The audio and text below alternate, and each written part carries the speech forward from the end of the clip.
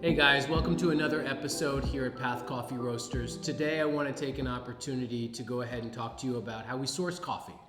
One of my favorite topics, and it's very personal. So every coffee company is going to source coffee a little bit differently, and they're going to work with different importers or farmers.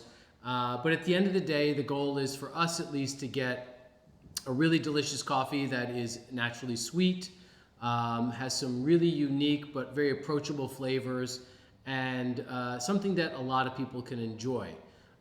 We source coffees from Central South America, Africa, and Indonesia, depending on our needs and depending on what crop is fresh at that moment. So, as you can imagine, coffee does not come to us roasted. We are acquiring it green. So this is some green coffee right here. It is the seed of a cherry, actually. So within each coffee cherry, you have two seeds, and they are then pulped and then typically are washed using a certain method, and then fermented in tanks for a period of time, and then dried either on raised beds or patios, depending on the country or depending on the desire of the farmer. So when we purchase coffee, we typically purchase washed coffees. We have in the past purchased natural coffees, which are essentially you're drying the seeds inside the cherry, almost like a raisin.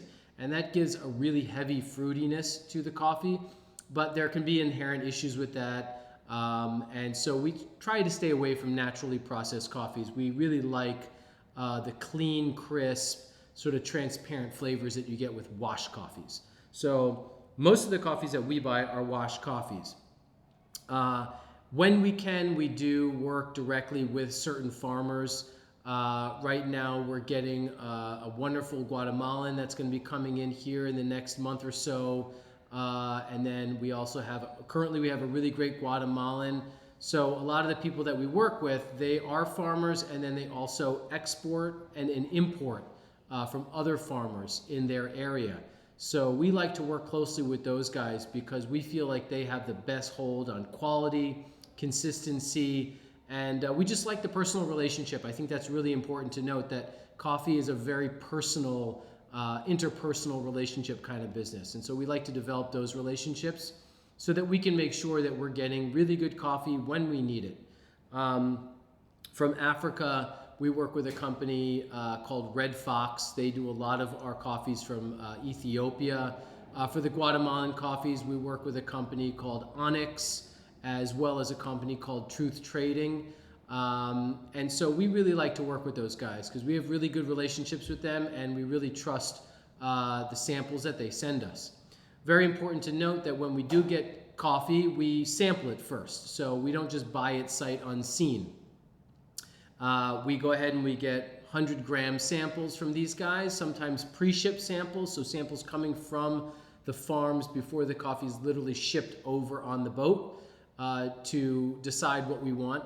And then once it comes over here, then we get another sample just to confirm that the coffee has not changed drastically or nothing has happened to it along the way, and it's still the coffee that we want to purchase. But once we get those samples, we go ahead and we roast it on our Ikawa sample roaster, which is right back there. This sample roaster is phenomenal because it allows us to profile a coffee and then roast it consistently over and over and over again.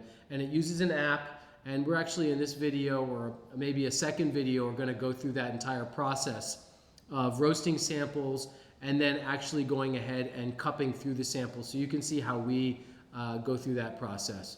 But as far as choosing coffees, we're looking for coffees that are unique but very approachable. We want our customers to have an easy time of extracting them, and we want them to be really enjoyable. We don't have a huge menu, but we have a diverse menu. We want our coffees to taste different.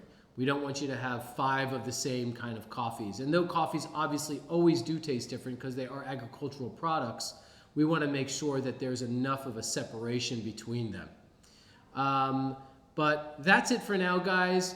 Really check out some other videos that we have, whether it's on our drop shipping program or We have a brewing video now for a home brewer, and then we'll just keep putting up videos as time goes on. So thank you so much. Please smash that like button, subscribe to our channel so you're always up to date, and have a great day.